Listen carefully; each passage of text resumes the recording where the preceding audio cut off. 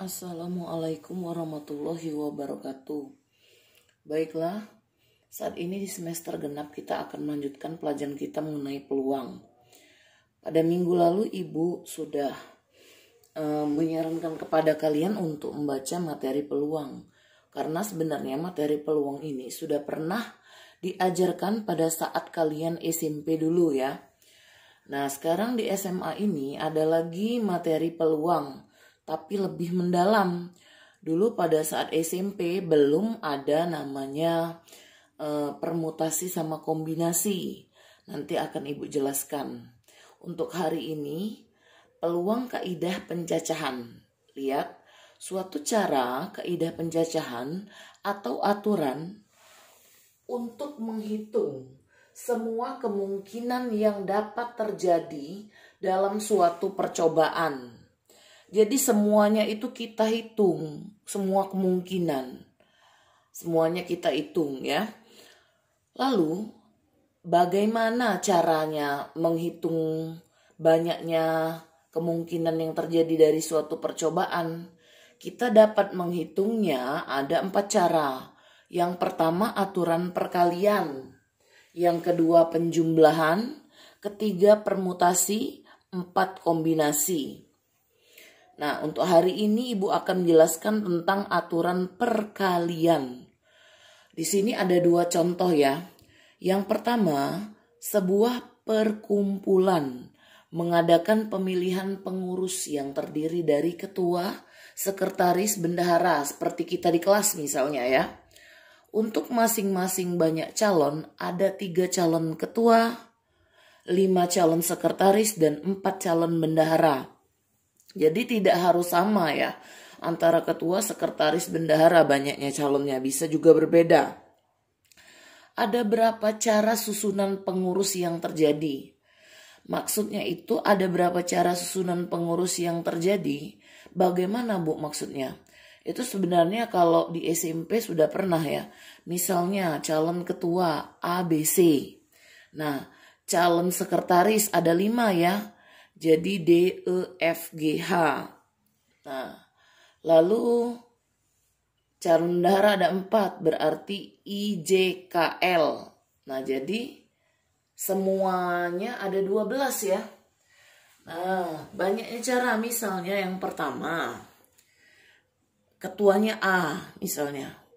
Sekretaris D. Bendahara I. Itu yang pertama. Kalau dihitung satu-satu menggunakan, kalau dulu di SMP menggunakan diagram pohon ya. Nah, tetapi berhubung kalian sudah pernah menggunakan diagram pohon, langsung saja ini menggunakan aturan perkalian. Jadi kita kalikan saja jumlah calon ketua ada berapa? 3. Kita kali dengan jumlah calon sekretaris ada berapa? 5. Jumlah calon bendahara ada 4. Kita kalikan saja. 3 kali 5, 15 kali 4 berarti 60 cara. Nah, seperti itu. Ya, bisa juga kalian buktikan dengan menggunakan diagram pohon. Di LKS juga sudah ada contohnya. Kalau tidak percaya, kalian gunakan diagram pohon. Jadi ada 60 cara totalnya. Kalau Ibu gambar di papan tulis ini 60 cara, maaf, papan tulis ini nggak cukup ya. Lagian ini juga sudah pernah kita praktekkan waktu di SMP. Nah, yang kedua, tersedia angka 1, 2, 3, dan 4. Tentukan banyak bilangan yang terdiri dari 3 angka. Jika, nah di sini ada banyak varian pertanyaan ya.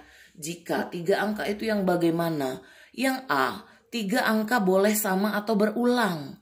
Contoh ya, maksudnya 3 angka sama atau berulang. Berarti terdiri dari 3 angka, artinya ratusan, puluhan, satuan ya. Kalau terdiri dari 4 angka, artinya ribuan, ratusan, puluhan, satuan. Misalnya lagi kalau terdiri dari 2 angka Bu, berarti puluhan, satuan, begitu ya. Jadi jangan bingung-bingung apa Bu 3 angka. 3 angka berarti jumlah digitnya. Kalau 3 digit berarti ratusan. 4 digit berarti ribuan. Kalau 2 digit berarti puluhan. Nah, seperti itu. Nah, maksud dari boleh sama atau berulang. Contohnya, misal 3 angka boleh sama atau berulang. Ini kan angkanya 1, 2, 3, 4. Nah, boleh berulang atau sama. Misalnya ya, 1, 1, 1. Misalnya 3 digit yang ibu maksud ya, 1, 1, 1, 3. Nah, ini kan sama, artinya boleh berulang atau sama ya. Boleh nggak Bu kalau misalnya 1, 1, 1, 1? Boleh. Nanti kita hitung jumlah kemungkinan angka yang muncul ya. Atau misalnya 3, 3, 2, 1. Nah, ini kan sudah berulang, 3-nya ada 2 kali. Nah, seperti itu maksud pertanyaan nomor 2A ya. 3 angka boleh sama atau berulang. Boleh keempatnya sama, boleh 3 saja sama, boleh 2 saja sama. Pokoknya ada angka yang sama. Itu maksud pertanyaan dari nomor 2A ya. Jadi yang A, ratusan, puluhan, satuan. Yang pertama angkanya ada berapa? Kita hitung 1, 2, 3, 4. Ada 4 angkanya ya.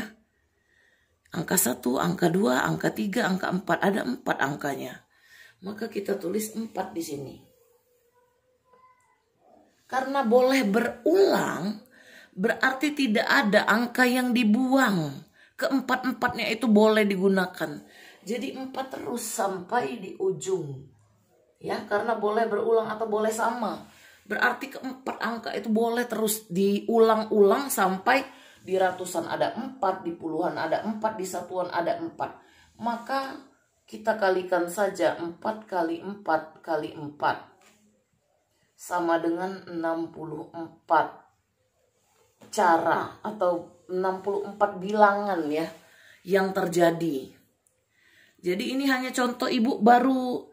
Ini kan kalau 4 angka. Misalnya kalau kita 3 ya. Ini kan 3 angka. 3 angka 1, 2, 2, 3. Nah, ini kan berulang. 1 contohnya 3 angka lagi. Misalnya Bu 3, 3, 3. Boleh. Sudah 2 sampelnya. Kalau ini kan ibu kasih sampel terdiri dari 4 angka. Kalau soal kita terdiri dari 3 angka. Contohnya 2, 2, 3. Ini kan berulang dua-duanya dengan 3. Ya, ini yang berulangnya 3. 3, 3, 3. Nah, seperti itu ya. Untuk yang B, ini ibu hapus dulu ya. Ibu hapus dulu karena dia tidak muat. Ya, ibu hapus dulu. Kita akan menjawab yang B. Yang B, katanya 3 angka berbeda atau tidak berulang. Artinya yang B ini, misalnya ya, 1, 2, 3. Nah, ini tidak ada yang sama. Seperti itu. 3, 2, 1. Tidak ada angka yang sama. Atau 1, 2, 4.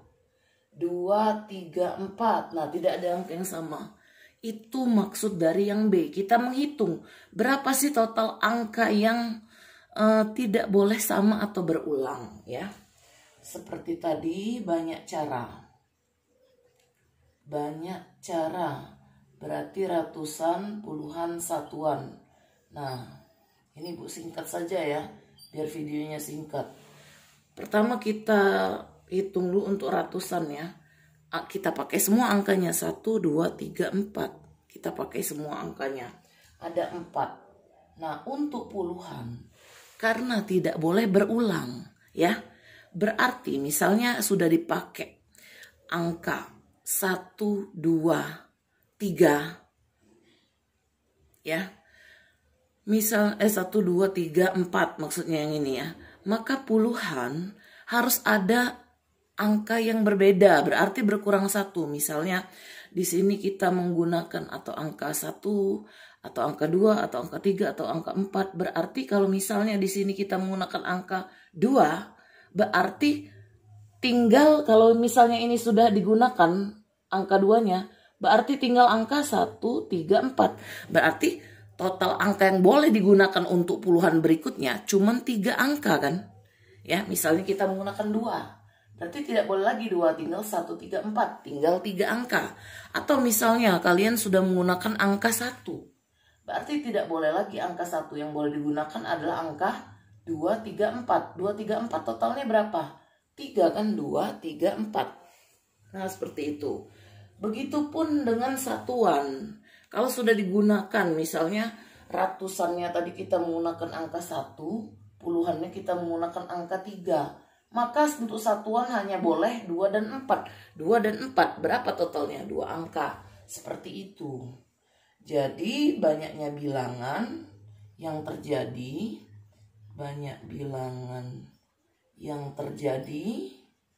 adalah